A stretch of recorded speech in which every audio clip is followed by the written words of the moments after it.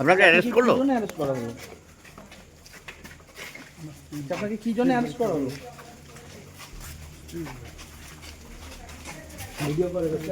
টুলু মণ্ডল কাণ্ডে এবার গ্রেপ্তার সরকারি কর্মী। হ্যাঁ, ঠিকই শুনছেন, টুলু মণ্ডল কাণ্ডে যোগ থাকার অভিযোগে এবার গ্রেপ্তার করা হলো এক সরকারি কর্মীকে। এমনটাই জানা যাচ্ছে সূত্র মারফত। যে কর্মীকে গ্রেপ্তার করা হয়েছে তার স্ত্রী জানিয়েছেন, টুলু মণ্ডলের সঙ্গে যোগ আছে এমন অভিযোগের পরিপ্রেক্ষিতেই নিয়ে যাওয়া হয়েছে। বলছে টুলু মণ্ডলের সঙ্গে যুক্ত, কিন্তু কখনোই নয়। ওই ঘরে কই টুলু মণ্ডলের বাড়িতে অত এই পেলো, আমার ঘরে একটা সোনা তো পেল না। হ্যাঁ, কই পেলো? স্বাধীনতা দিবসের প্রাক্কালে শুক্রবার রাতে হঠাৎ সিউড়ির কল্পতরু পল্লীর প্রবীর কুমার দাস নামে ভূমি দপ্তরের ওই কর্মীর বাড়িতে হানা দেয় পুলিশ। রাত 9:45 নাগাদ জেলা পুলিশের একটি দল উষসী বাড়িতে হানা দিয়ে অন্ততপক্ষে 6 ঘন্টার বেশি তল্লাশি চালানো হয়। তারপরই প্রবীর কুমার দাসকে গ্রেপ্তার করা হয়। পুলিশ যাকে গ্রেপ্তার করেছে অর্থাৎ প্রবীর কুমার দাস সিউড়ি সদর মহকুমার ভূমি ও ভূমি সংস্কার আধিকারিকের দপ্তরের হেড অ্যাসিস্ট্যান্ট পদে কর্মরত ছিলেন বলেই জানা যাচ্ছে।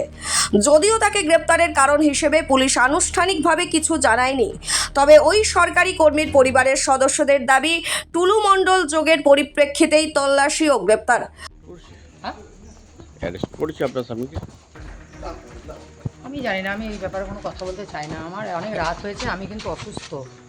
বলছি কি কারণের জন্য, মানে কি আমি কিছুই জানি না। উনি অফিস থেকে এলেন, উনাকে অফিসের ম্যাডাম ডেকে পাঠালেন, উনি গেলেন, বললো আসছি আমি, ব্যাস এইটুকু। না ওনাকে তারপরে দেখছি এসে দরজা খুলে দিতে বললেন, খুলে দিলাম। উনি কিচ্ছু পাননি আমার বাড়িতে। আমার সামনে অপরাধী হবে তবে না পাবে। হ্যাঁ, একটা চাকরি করে একটা জমি জায়গা মানুষ কিনতেই পারে, একটা গাড়ি 36 বছর চাকরি করে একটা গাড়ি কিনতেই পারে, পারে কিনা বলুন? হ্যাঁ, তাহলে সেইটার জন্য কেউ অপরাধী? লোকের বিঘা বিঘা জমি কেনা আছে, তাদেরকে ধরুক, অফিসাররা। অ্যারেস্ট করলো না, আমাকে কিছু বলেনি। না। কারা এসেছিল বাড়িতে? কারা এসেছিল বলতে? মানে পুলিশ এসেছিল? হ্যাঁ, তো পুলিশই তো এসেছিল। ওরা দেখলেনি তো পুলিশ এসেছিল। এই পাড়া প্রতিবেশী আক্রোশের জন্য এটা কদিন আগে একটা পোস্টে একটা এই সামনে বাড়ির ছেলেকে আমি নাম করে দেবো, আমি যেখানে হোক নাম করে দেবো। এবার আমি তো আর তো থেমে থাকবো না। আমি সবাইকে পাড়াতে কোঅপারেট করি, আমি কারো কিছু হলে ছুটে বেরিয়ে যাই, কোঅপারেট করি। আমাকে সবাই খুব ভালোবাসে পাড়াতে। কিন্তু এদের সঙ্গে যা হোক একটু সামান্য একটু কিছু গণ্ডগোলে হওয়াতে এর একটা পোস্ট করেছিল, সেই পোস্টটা আমরা দেখতে পেয়েছিলাম। কি পোস্ট করেছিল? উল্টো পাল্টা পোস্ট একটা, যা নয় তাই। আমার যা যা আছে তাই। একটা চাকরি করে মানুষ কি করতে পারে? আপনারা সংসার করেন না, আপনারা কিছু করেন না বাড়িতে স্বামী ছেলে এই বউ ছেলের জন্য? ঠিক উনিও তাই। আমার একটা ছেলেকে লোন করেও তো আমি পড়াতে পারি। লোন করে কলকাতায় পড়িয়েছি, বিটের পাস করেছে। এগুলো তো স্বাভাবিক কথা। কত বছর চাকরি করেছেন? 36 বছর চাকরি করেছে উনি। অনেক ছোট, অনেক অল্প বয়সে বাবা মরে গেছে। কি পেয়েছে? কিছু পাননি। ৮১,০০০ টাকা। ৮১,০০০ টাকা কি আপনার আমার বাড়িতে পেতে পারে না? কোনো কারণে থাকতে পারে না? আর কিছু না। কেন নিয়ে গেল? কিছু জমি, হ্যাঁ জমি, সে তো জমি কেনা হয়েছে। জমি কেনা হয়েছে বলতে আমরা ওর মানে যিনাকে নিয়ে গেলেন, ওনার কাকিমা কোনো ইস্যু ছিল না, ছেলে মেয়ে ছিল না। ওনার কাকিমা সম্পত্তি আমরা পেয়েছি, সেই টাকা দিয়ে এই ডাঙালপাড়া আমরা মারা গেছে।